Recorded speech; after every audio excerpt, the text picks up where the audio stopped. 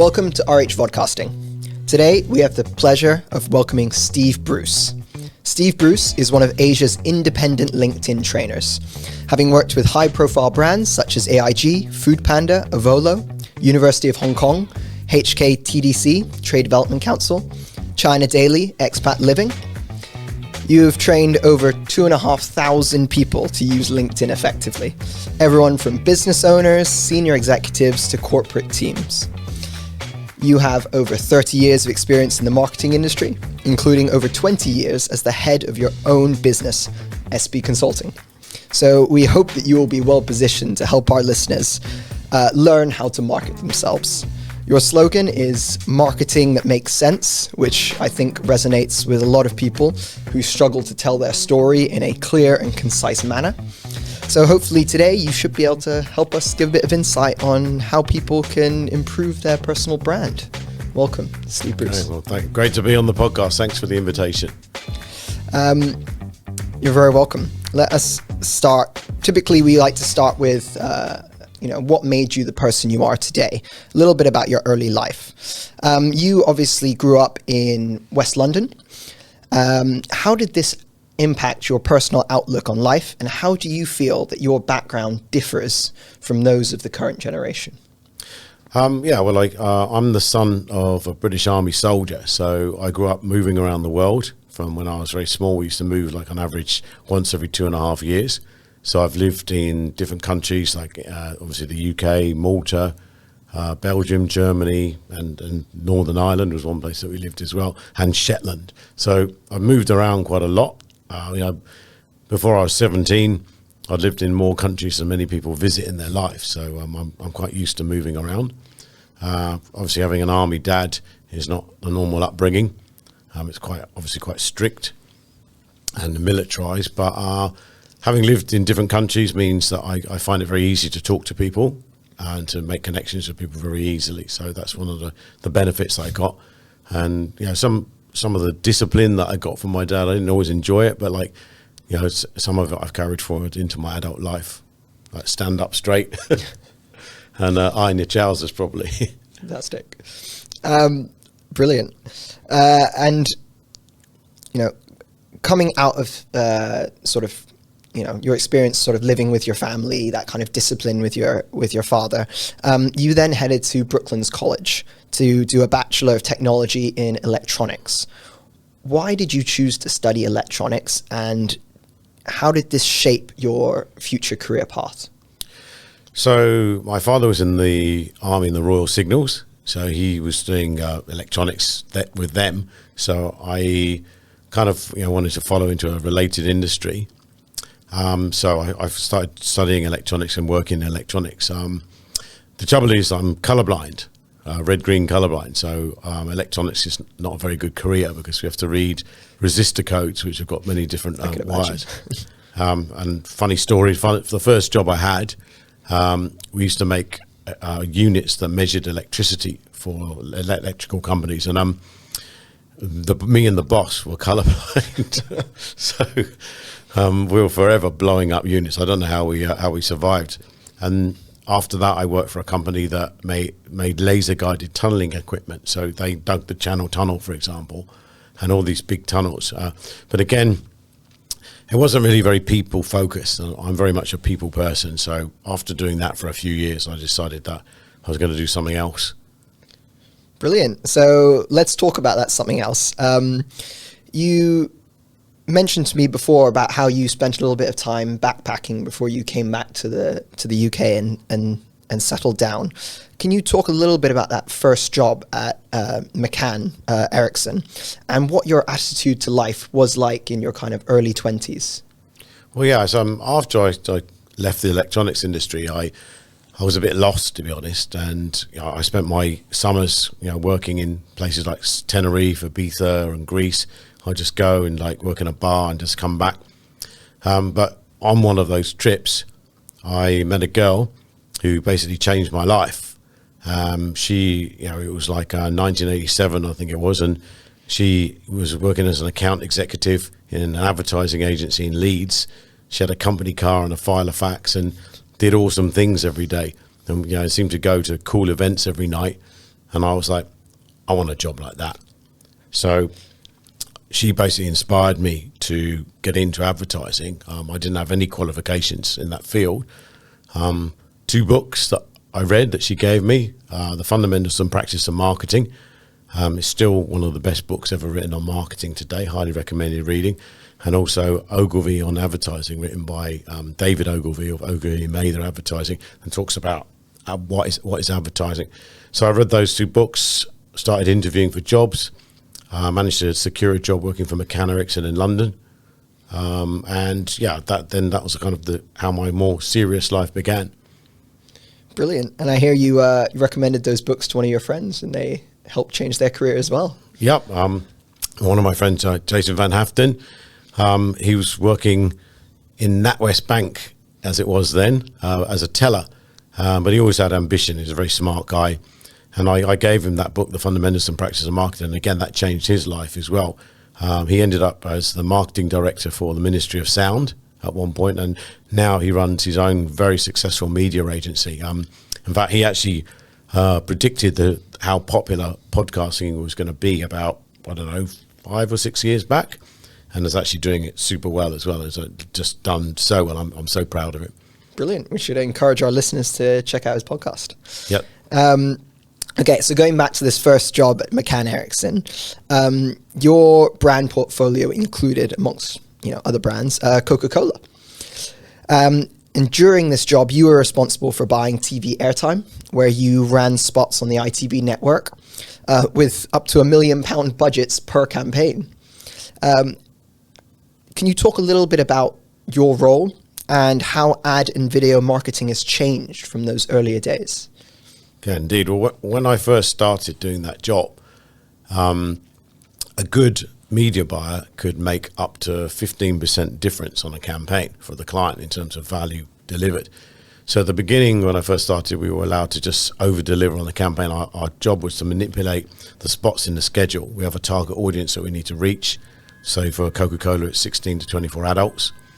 So we'd place advertising at the time when they're watching TV. So we have a big book that we need to look at every week that tells us the ratings from last week, and we now need to predict them by ourselves about what they're likely to be. So we place advertising in there.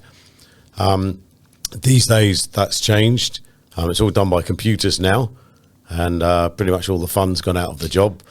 It was, there were heady days. It was, that I got into advertising at the end of the 80s when it was still, like Mad Men, and very, very enjoyable, very stressful work though, very stressful. But again, now it's all done by computers, I think. Brilliant. Okay, so moving on a little bit, after McCann, you spent a little bit of time traveling again around Asia before returning to work in the UK at CIA Media Network and Initiative Media. Can you talk a little bit about your roles in those 2 companies, how they helped you grow, and then after that, what made you leave the UK and head to Hong Kong? So yeah, I returned after my first backpacking trip. I tried to settle down, focus on my career, but I just couldn't. Once you've been over the hill, it's very difficult to settle back down. I just couldn't settle in London. So after trying for a couple of years, having a couple of jobs, I decided that I needed to leave again with a view to settling in Asia. So I left the UK in 95, came through Asia, ended up in Australia, stayed there for about a year, and then finally came to Hong Kong in January 97. Brilliant. And that was just before the handover. When you came to Hong Kong, what was that? What were those first couple of months like? Obviously, you ended up landing a job at Leo Burnett, and you've described this as a very exciting time to live in Hong Kong. What was that early experience like for you? Well, yeah, I mean, I was the last of the backpackers, if you like. I arrived in January 97, 6 months to go before the handover. Hong Kong was still a British colony. The things I remember was that there was Union Jacks flying everywhere. The public transport modes included helicopter, hovercraft, tram, ferry, train, and Taxi, to name a few. And I was just so impressed. You could pay your bills by phone. It was all just modern. There was an octopus card that you could use. They just introduced that. Everything was just really modern and efficient and fast. So I was very impressed with Hong Kong from the get-go. My sort of career path, my first job was working for Shamrock Sandwiches, who are still going today. And my job was to deliver sandwiches to offices in a basket. I figured Maslow's hierarchy of needs. The first one is food and shelter. I got to eat the sandwiches I didn't sell, so I took care of that need. But I only did that job for 2 days. I then got a job working in a bar in Lan Kwai Fong. In those days, it was called Yeltsin. I think it's called the Gurkha Bar today. And I worked there for 2 weeks. Unbeknownst to me, while I'd been away backpacking, 3 of my friends had moved to Hong Kong and were working in advertising industry. And they came in the bar to have a drink and saw me behind the bar and were like, "Steve Bruce behind a bar? No way." And they helped me to get a job. And within a month of arriving in Hong Kong, I was running regional media for Leo Burnett, working on Philip Morris and Reebok. So it was a kind of, from sandwich delivery boy to head of regional media in a month was quite a strong start. It's very impressive, yeah. And whilst you were in Leo Burnett, and future companies as well, you've talked about the kind of quite generous expat packages that expats had at the time, and it was a very fun experience. How do you think this has helped you and your peers when conducting business during this first job? Well, just managing that and just managing your clients properly and making sure that you're always doing your work properly. It can be, if you're not careful, there can be a bit of a blurry line between clients and friends. So keeping everything professional is super important. So I think that it was fun time, but it's very important to make sure you're keeping it professional. Yeah. And after Leo Burnett, you moved to a relatively recent startup company, Texon Media. Why did you decide to change? Did you prefer the responsibility and energy of a smaller company? Well, for years, people had been saying to me, "You should work in sales." And I'd always been a media buyer rather than a media salesperson. So an opportunity came up with a new startup. Texon Media was we started up with a company called Red Wall Media, which is basically selling advertising on big TV screens in central and west Beijing railway stations. And it's an exciting opportunity. I decided to jump the fence and try it. And it turns out my friends were right. Sometimes your friends know you better than you know yourself. I took to sales like a duck to water. And that was the beginning of my sales career, which I've never regretted. I wish I'd done it sooner, to be honest. Brilliant. Well, it sounds like you got into it at the right time. And in this, there's something really interesting about Texon Media is that they did some really innovative outdoor advertising. In fact, you helped to define the term street furniture in this role. What is street furniture, and is it still relevant to Hong Kong's advertising scene nowadays? Well, first of all, I wish I could take the credit for defining the term street furniture. I'd give that to JC&Co. They're the ones who first turned that, the French outdoor media company. I'm a huge fan of outdoor media. It's the oldest form of advertising. In fact, historically on the roads in Egypt, the roads to the pyramids, they used to have stone tablets with advertising carved on them. This is how ancient the concept of outdoor media is. So at the time that the project in China finished, and so I moved on to working on the bus shelters. At that time, JC&Co were pioneering the street furniture concept in Paris, and basically creating well-designed, really nice, well-lit bus shelters to make them actually a safe place, so that people at night, they could stand there waiting for their bus and feel safe, not instead of being in the dark and in a dangerous place. Obviously, we don't have that problem in Hong Kong, but they were doing very creative advertising on those panels. So we basically brought that to Hong Kong. And it was just a fantastic time because we were working with our agency partners and with our direct clients to just come up with creative ways to do bus shelter advertising. So we were putting things on top of the bus shelters, putting screens that are moving, like the stuff that's very common now, but at that time, things like QR codes, you could scan it and then go and look at the movie trailer for a film or something like this. And it was just limited only by our imagination and the rules of the government. So working within that, it was just such an exciting time, and especially here, and we had a blast doing it. Like, again, one of the people who's had a huge effect on my life, Michael Denmark, was my boss at the time, and we were being really creative, making good money, having a great time, and just doing really award-winning advertising work. It was just fantastic, really enjoyable. Fantastic. We'll have to look into some of this old stuff that you used to work on. After Texon Media, you moved to a company called Haymarket Media Group. And this was the last company that you worked at before starting your own company. Can you talk a little bit about the experience that you gained from Haymarket? Yeah, well, so when I first started working at what later became Haymarket, it was Media Magazine, which is now Campaign Asia. And at that time, Media Magazine was privately owned by a guy called Ken McKenzie. And I got hired from there because they were impressed with the work I was doing at Texon. And that coincided with the dot-com boom. So it was about 1999 to 2001. So it was a great time to join because we were the only magazine that you could advertise in. So it was just incredible. Like I created record-breaking revenue for the magazine during that period of time. And again, it was great fun. We were doing lots of events. I'd say probably the best job I've ever had, apart from the one I've got now, working for myself. Haymarket acquired Media Magazine. And often what happens when a big company acquires a smaller company, they want to put their guys in the senior roles. So I was made redundant a week before 9/11. So a bit of a shocker. Yeah. Well, double shocker. But some good came out of it, obviously.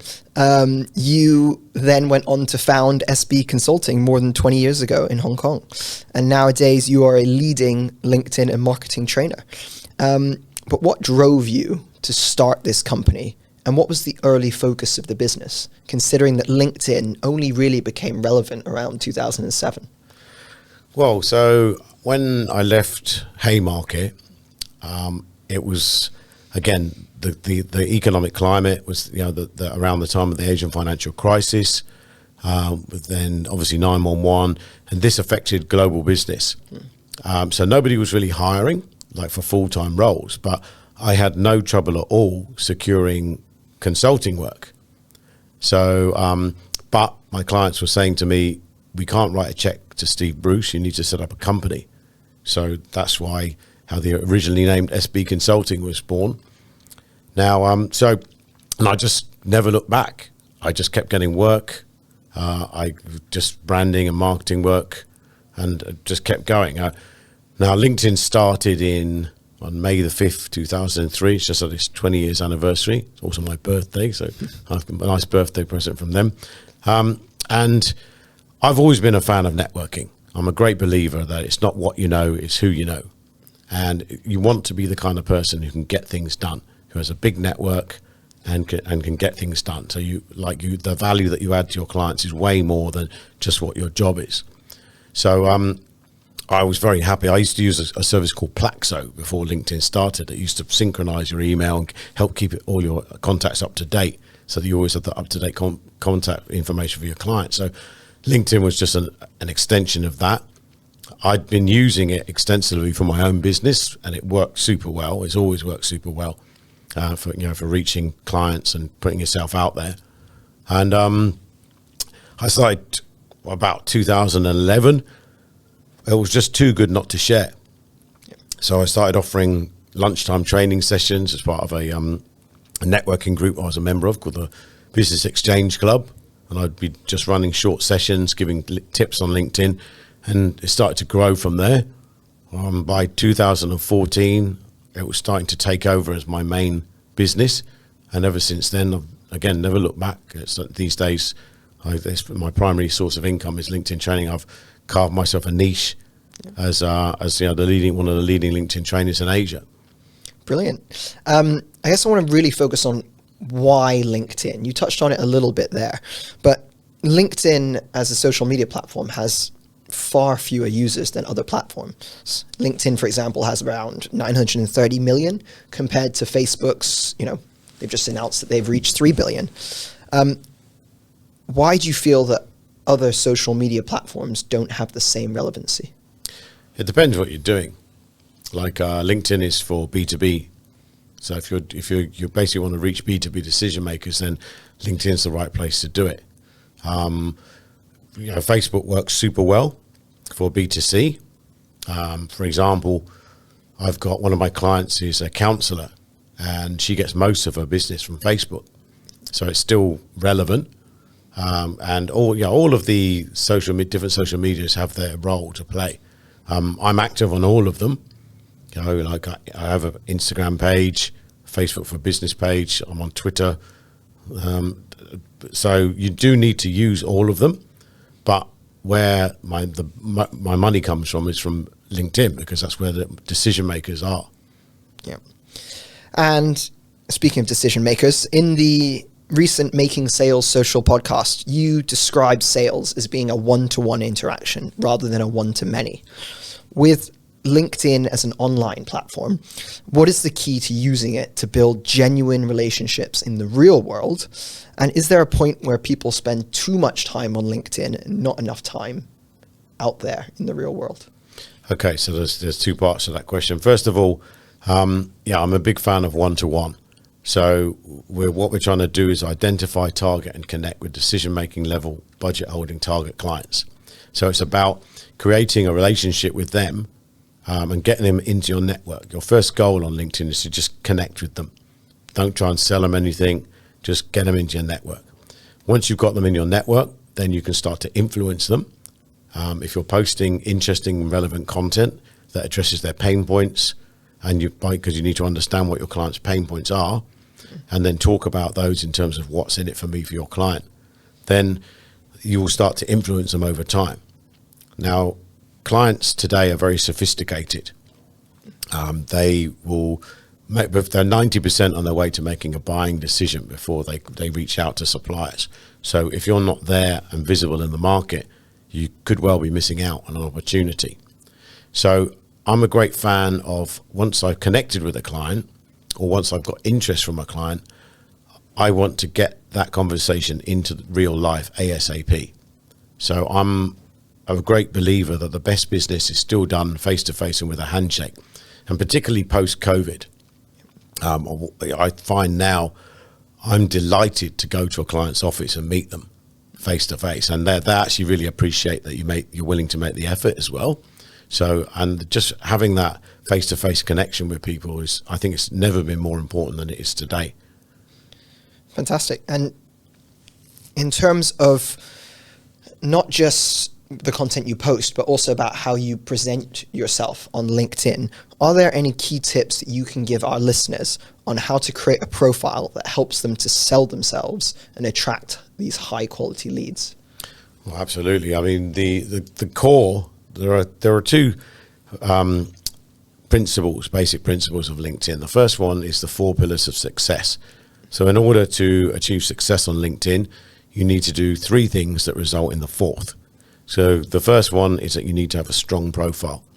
The reason is that you can be sure that any client that's going to work with you is going to Google you. Now, you are whoever Google says you are. If you don't own page 1 of Google when a client types your name in there, then you're missing out on a golden chance to make a great first impression. So the first thing is that, and your LinkedIn profile will show up as the number 1 search on LinkedIn when you type your name in for most people.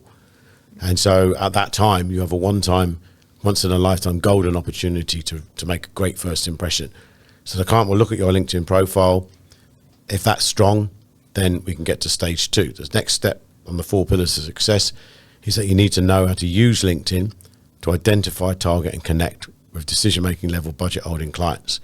So being active, you can add up to 100 people a week on LinkedIn, even with a free profile. So just getting into the habit of doing that, of constantly connecting.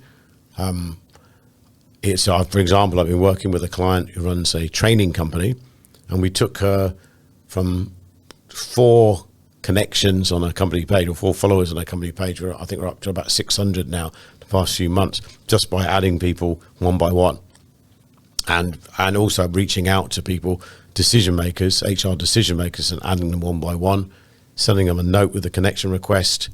When they accept a connection request, sending them a note saying thanks for the connection request, let me know if I can help you, but no selling. So that's the second pillar.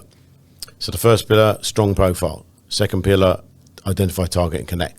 The third pillar is that you need to be active on the site. So what that means is that you need to post interesting content that addresses your client's pain points, that you demonstrate that you understand, and that will differentiate you from most other salespeople who are just talking at you. Once a client feels that you understand them, then when you do work with them, you actually become a partner rather than a supplier, and you're actually just doing way more for the client than the other people do. So that's what gives you the win. Now, when you do those 3 things, strong profile, identify, target, and connect, post interesting content, also you need to engage with other people's content. So find other people that are in your industry, that are talking stuff that you like, talking about interesting topics that are relevant to you, and engage with their content as well. So when you do those 3 things, you achieve the 4th pillar of success, which is build strong relationships with your clients. So I get most of my business from referrals, from happy clients, and from just people that just know me by reputation. So it's about being in the circle of trust with your clients, where they know, like, and trust you. When that happens, then business comes easy. You people get referred all the time. Like just yesterday, this week, I had a lovely one. One of my clients I'm working with at the moment is a sunglasses company, and one of the directors there needs an interior designer to remodel her front room. Now, literally the same day she asked me, I just worked with an interior designer to help her upgrade her LinkedIn profile. So it was very easy for me to connect those 2 people together. Now, that's nothing to do with my LinkedIn training, but being the kind of person who has a good network that people come to and ask, do you know someone? That means I'm adding value to that relationship with that client, but I'm giving her much more than she can get with another supplier. So that helps to make sure that I've got a really strong relationship with her. And it just means that your reputation grows over time, that you just do good work over and over again. People like to know, like, and trust you. And going back a little bit to your, I think it was the 3rd pillar of success, which is engaging on LinkedIn, posting interesting content, commenting and replying to other people's posts. With the rise of fake accounts and AI written content on LinkedIn, and it's a similar problem with other social media platforms, how do you think individuals can adapt to those changes and stand out on the platform? Well, the fake accounts is a bit of a pet topic of mine. If you look on my LinkedIn profile, I've written quite extensively about it. I've been trying to sort of get to the bottom of what do these people want by connecting with your fake profiles. It seems to be that there are salespeople who just have multiple accounts and are basically just throwing mud at the wall. In the same way as, I think it's 0.3% of people respond to spam email, and that's why they do it. So they're just playing a numbers game. There are some people say there are other reasons. I mean, we're all getting WhatsApp job scams every day now.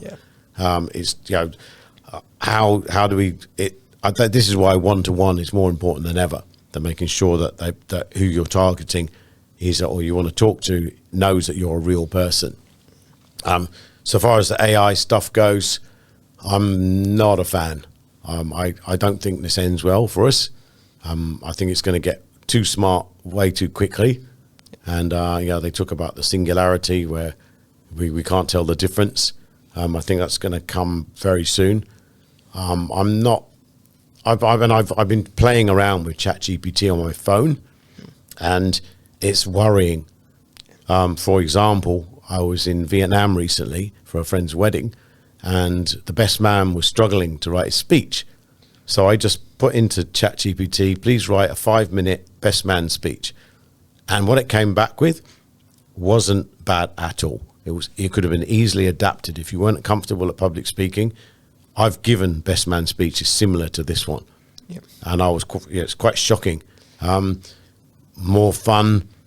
I've tried asking it to write LinkedIn articles. They're okay.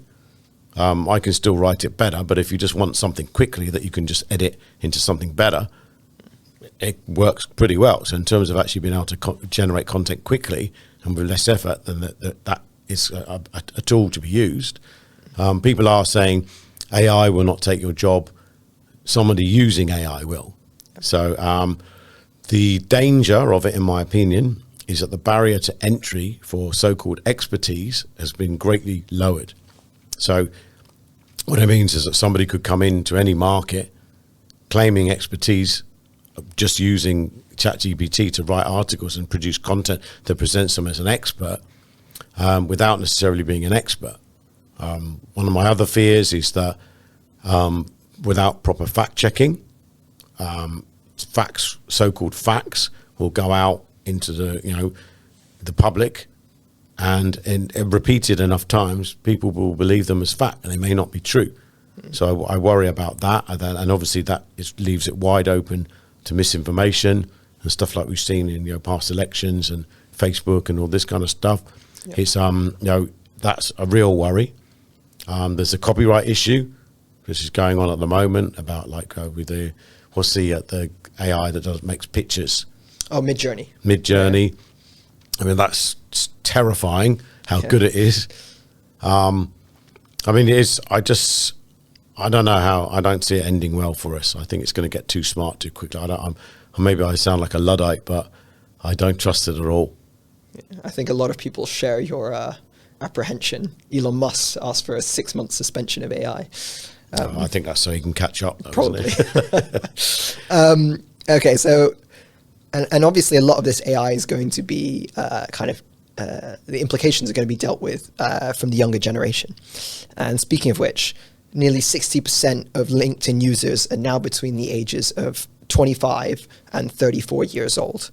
Do you think LinkedIn may soon lose its luster as the platform for experienced professionals? Not really.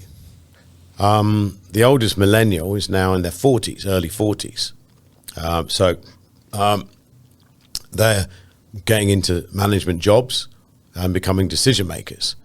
So LinkedIn is the place to reach and target decision makers, and there isn't anything better. I've been waiting for something to come into the market for years that is better than LinkedIn, but there isn't. People have tried, but it just doesn't work. So LinkedIn remains the right place. There are issues where I find people are treating it more and more like Facebook. Yep. Posting about their dog or their cat or the wonderful things that their kid did. All the emoji, using loads of emojis. Yeah, and emoji use. I mean, emoji use by itself. I read an article in Psychology today that finally gave me the answer I've been looking for, which is if you're talking to young people and you don't use emojis, they will find you unfriendly. Yep. If you're talking to older people, say over 45, and you use emojis, they'll think you're an idiot. Unless you live in Asia, and everyone likes to use emojis. Personally, I don't like to use them in business conversation, but again, you've got to pick your audience. And reluctantly, I'm starting to include them in my profile. Yep. But I think as a way to reach decision makers, LinkedIn is going to stay as the dominant one. It still works, and it will continue to work, and it will evolve as time goes on.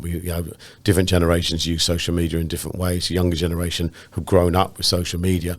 Like a millennial, for example, has always had the internet and a mobile phone since they've been able to think about it. So that's a very different mindset to say the generation I come from, where, for example, when I was backpacking, we left notes on the notice board at a hostel or used post restant to meet up with people. And I've met up with people all over the world using post restant. So it works very well. Wow. And sort of following on this trend of talking about this next generation, post-COVID, a lot of younger people signaled their intention that they don't all want to work in an office environment.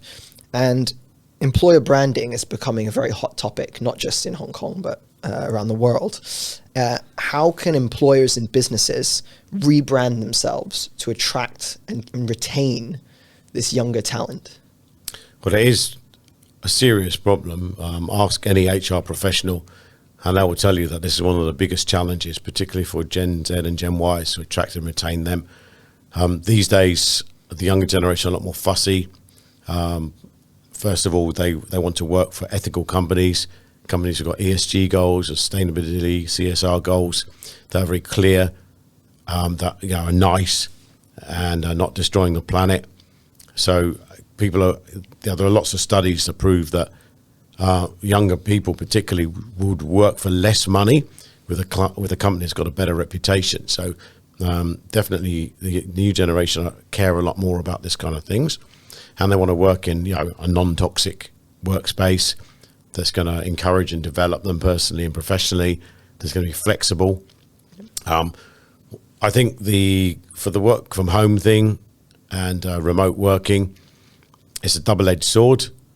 As a business owner, I work at home.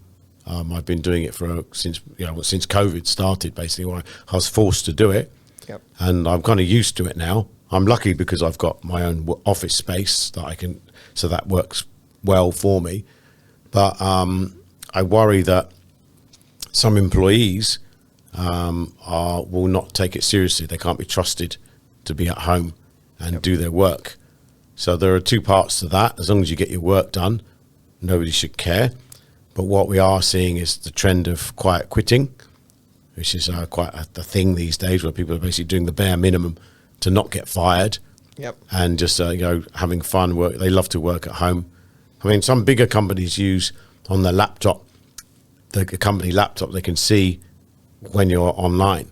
So they can see how much work you're doing, and they actually track when you're sending emails and what you're doing when. So they can actually track your activity levels, yep. Which I think is fair. A company, you can't expect a company just to pay you for not doing your work. Yep. But I think as a business owner myself, I like the flexibility to be able to do my work when I want to do it and when it makes sense for me, as long as that matches with the business I'm talking to my clients at the right time.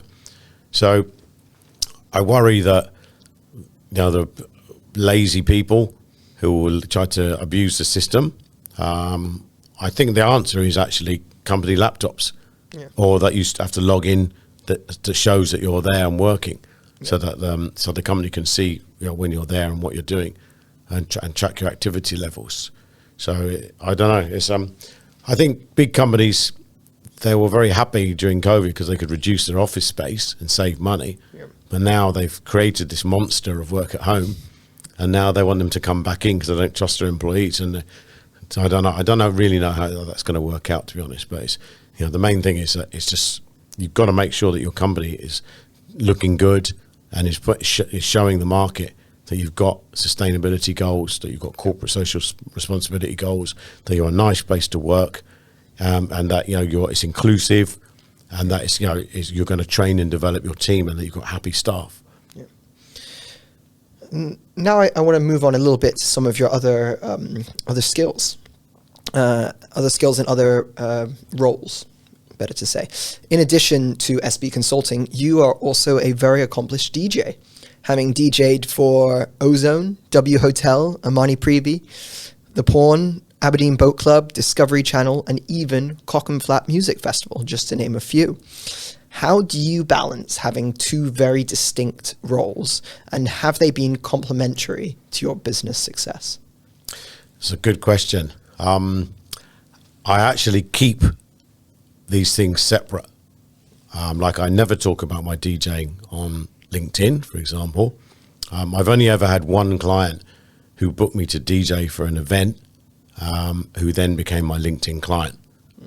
Now, it's very difficult to make the jump. Like a good example, I did a gig for Mercedes-Benz over on the waterfront on Chim Sa Choi, and I worked with them for 3 days, and I got along really well with the marketing team, but I'm their DJ. Yep. It's very difficult. Like I connected with them on LinkedIn, but it's very hard for them for the DJ to make the jump to LinkedIn trainer. Now, if the client works with me in my capacity as a LinkedIn coach, and then they find out I'm a DJ, they go, "Oh, that's really cool, something interesting." Yeah. Now, but I do tend to keep them separate. However, I don't hide it either. Yeah. If you Google me, if you type my name into Google, first of all, you'll find an English Premier League manager with the same name as me. But you'll also find, DJ Steve Bruce stuff quite quickly.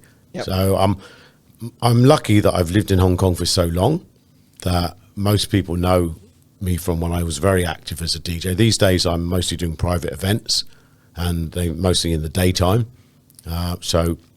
Or they finish early. So I don't know. I don't really. That doesn't really interfere with my work. It's something I'm very passionate about. I'm fortunate that I work for myself, so I get to do what I want. I don't need to worry about what my boss thinks about it. And if any clients were put off by it, then they probably wouldn't be a good fit to work with me anyway. So I've managed to straddle that very nicely. Also, I do a lot of sailing, and that's kind of taken over from DJing as I got a bit older. It's more aligned, and sailing and DJing in a bar till late at night are not compatible. Yep. So that's kind of just taken over. But I, as long as I can, I'll continue to DJ. I love it. I think I'm quite good at it, and I keep getting bookings. So brilliant. And speaking of your DJing, you've recently started a project over the pandemic called The Remote Sessions, which is based off the Circle channel on YouTube, where you record and broadcast your DJ sets to remote locations around Hong Kong. That's right. Why have you chosen to do this, and what benefit do you think it could bring to Hong Kongers? Right. Well, so that idea came about because the Circle channel on YouTube, we saw that they basically go to the amazing places. They've done DJ sets at places like the pyramids in Egypt, in some famous locations in France, on the fjords in Norway, on a ski slope on the mountain, and they're just so inspiring. So we watched that, me and my friend Mark Pankhurst, and we didn't have much to do in COVID. Obviously, business was a bit slower, so we all had a bit more time. And we wanted to do something. I wanted to keep active as a DJ. Obviously, there are no DJ gigs during that period of time. And also, we wanted to do something that presented Hong Kong in a positive light.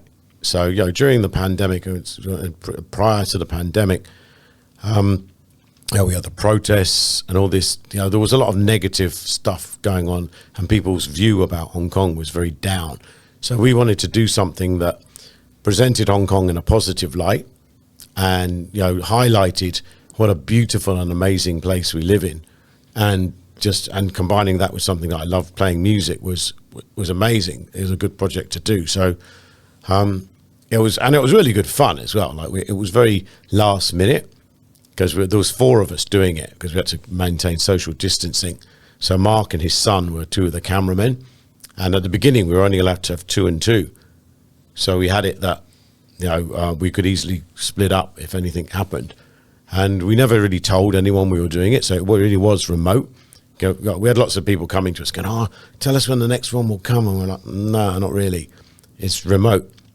So we'd go to places where there's no people or no one that we'd invited to come, and just do a 1-hour session and put it up on YouTube. So I'm really happy that we did it, because they're timeless. And now what I find, the people that watch it are generally people who used to live in Hong Kong. Yeah. And most of the people my friends that know about it, they say, "Oh, when we have a party, we'll stick it on the TV, and people can see drone footage and camera footage of Hong Kong and hear some music." It's a great thing to do, so to give a memory of the old country. I'm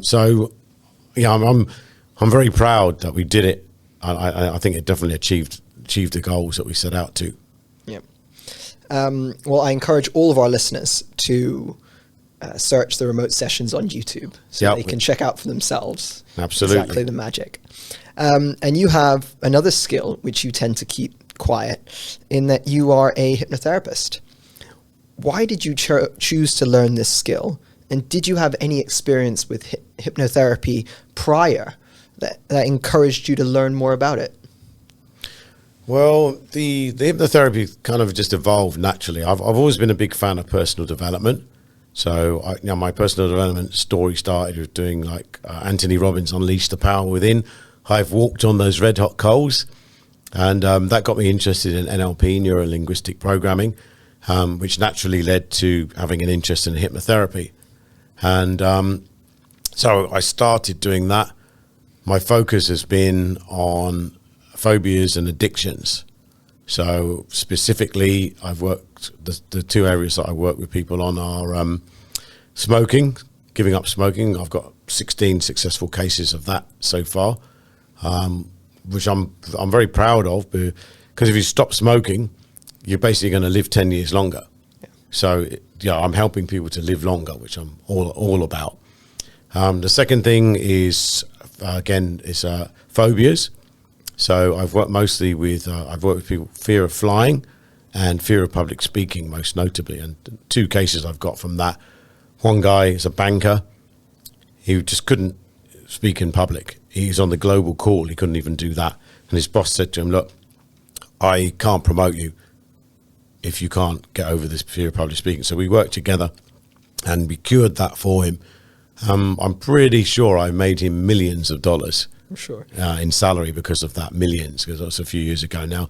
The second one I'm probably most proud of is a lady. She was a journalist and she was very terrified of public speaking, and she had to be the maid of honor at a wedding in Bali. And so we worked with her to get her over a fear of public speaking. And actually it worked so well that at the wedding, during a speech, she spilled red wine all over her white dress, and that didn't faze her. She still managed to pick herself up and continue and deliver an effective speech. So I was really happy about how well that worked. I also worked with one of the major startup organizations in Hong Kong to work with one of their directors to help her deal with the fear of public speaking as well, which was effective as well. So I like it because it contributes to people's lives. That's one of my core principles, is helping people. I really enjoy, like with my LinkedIn work, helping people to see possibility in themselves when they maybe forgotten or they can't see it themselves, and helping people to get over their fears and limiting beliefs and get past it and move on to something better. Brilliant. And on that note, I just want to touch upon something that you mentioned on the Founders Hacks podcast recently.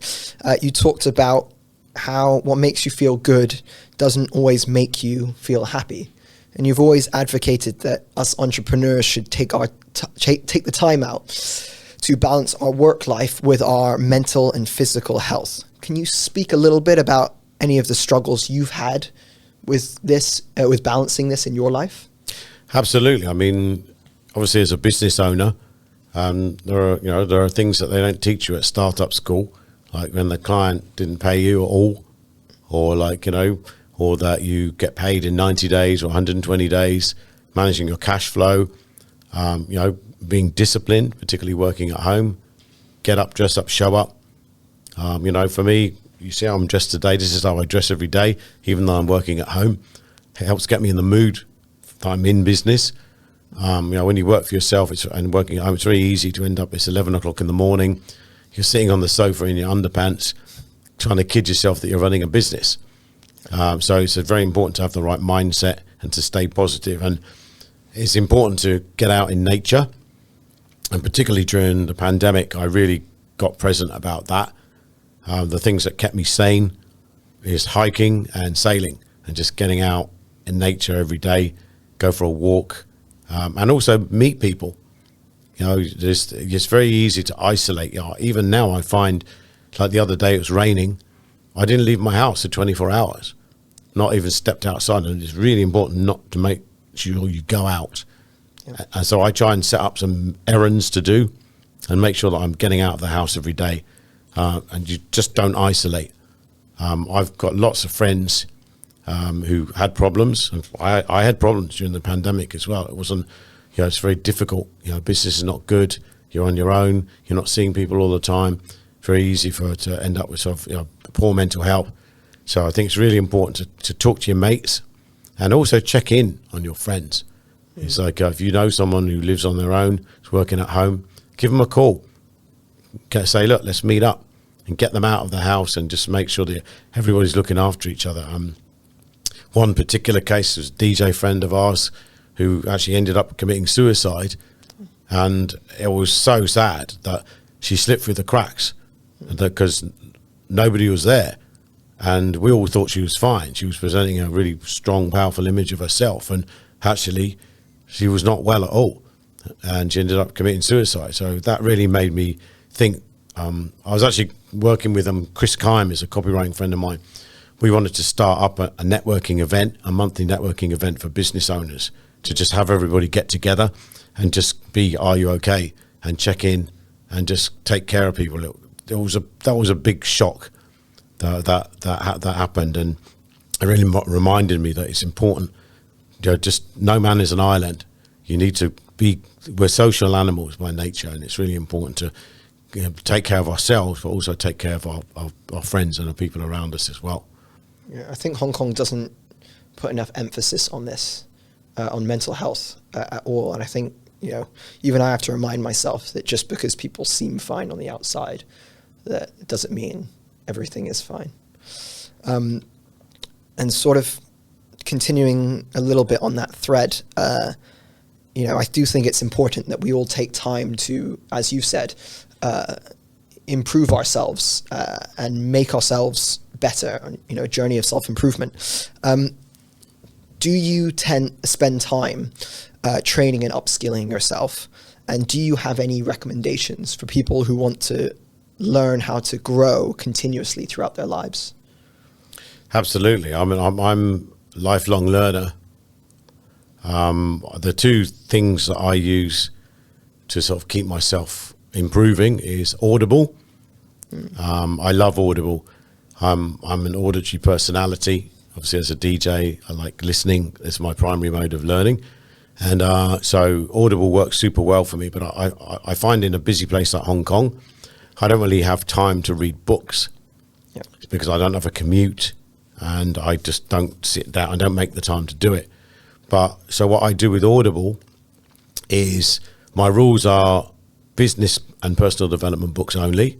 Yep. And I listen to them when I'm walking around. So, for example, on my way here today, I'm listening to an audio book about influence, and I get book recommendations from my friends, and whatever I read online. Like, I think Jordan Peterson's just published a list of his top 10 books to read, and I'm always asking my friends, what books are you reading at the moment, so that I'm always getting access to those. And again, that fills in previously dead time. So during the week, I don't listen to music when I'm on my phone. I only listen to audiobooks because I'm constantly growing. The second resource that I use quite a lot is LinkedIn Learning. There are loads of courses on there. I'm listening to one on social selling at the moment. So I started off with that. My pro tip is you can get a month of free premium, and that includes LinkedIn Learning. So what I did during the pandemic was I did that for 30 days, and I committed Monday to Friday, I'm going to listen to one course every morning as part of my morning routine. Yep. So when I'm having my coffee, I just stick it on. Most of them just involve watching a video, and you'll get some useful tips, and then you can then add those to your LinkedIn profile as well. So I focused on things that help me with my business. It's essential to learn, be a lifelong learner. If you stop learning, you're dying. And we talked earlier about AI and ChatGPT. I know there's one guy I follow called Jeff Su, who's a Google expert, and he's saying that he's calendar-itering 2 hours every week to focus on studying AI and ChatGPT, about how to learn how to use it. And I think, like it or hate it, we all are going to need to know how to use it. So it's about that kind of stuff, about making sure that you remain relevant and that you're up to date with what the latest thinking is and the best practices. Yeah, I couldn't agree more. To wrap up, let's talk about the other great passion of your life. You are an avid sailor. Can you describe how the skills you learn in sailing are transferable to daily life? Absolutely. Yeah, I'm a huge fan of sailing. It changed my life, literally changed my life. I've been to sea twice so far, done a couple of crossings to the Philippines. The first one was when I first started sailing. It was a month-long trip. And there's a moment when you're halfway to the Philippines where you realize that you're on a piece of fiberglass with 4 other people that you don't really know. And for the next couple of days, this is your life. Nothing else matters. All of your stuff, I'm not good enough, I don't deserve love, I should be better at my job, blah, blah, blah, blah, just goes away. And you've got to make this work. Because if you don't make this work, you will never have to worry about anything else ever again. Yeah. So the skills that you get from it, from sailing, are very transferable to daily life. So first of all, how to work as part of a team and to do your job and to do it properly and competently. And to do it at a high standard, and having that personal responsibility that you're going to do that, you're going to be there, and you're going to do your best. Second of all is if you're the captain, the skipper, about how to assign the right people and the right jobs to get the best out of them, and also managing the crew to make sure that they're happy, that they want to do their best for you. Not every skipper does that. Some people are very shouting, but the ones that I like to sail with, I've got time. They have very high standards for you, and they expect you to do your best and to perform a high standard. But they encourage you to do that, and they make you want to do it. That you want to do your best for your team. I mean, I do racing as well as cruising, and that we really want to go. There's nothing better than winning a race. The last race I did last week, on my birthday, we won the race. It was this is like a perfect day. And again, we did really well. So they're also dealing with people you don't like. Not everybody gets along with everybody. So, but when you're on a boat, the rule is no attitude. If you've got a problem, when we finish the race, we'll talk about it on the boat. Everything stays on the boat, and then we go and have a beer, and everything's forgotten. Move on, next topic. Yep. So for me, I firmly believe sailing makes you a better person. Certainly, it's made me more solutions orientated. If we are, halfway to the Philippines and something breaks, or in the middle of a race even in Hong Kong and something breaks, we need to fix it. Yep. We can't just pop out to the shop and get going by. We have to fix it, and we have to be able to think quickly and really come up with a solution and make it work. And that kind of get it done mindset is something that really helps me as a business owner. It's very aligned with being a business owner. It's just having whatever it takes and get it done. Sometimes, we can be in quite dangerous situations. If the seas are a bit heavy or whatever, we've got to, again, be brave and willing to go past your limits to get and do whatever it takes to get it done. So I'm, as far as I'm concerned, the more people that go sailing, the better. Definitely, in my opinion, makes you a better person. Certainly, it's made me a better person. It's probably the single biggest positive influence that's happened to me in the past 7 years that I've been doing it. I'll have to give it another go. Yeah, please. Unfortunately, that's all we have time for today.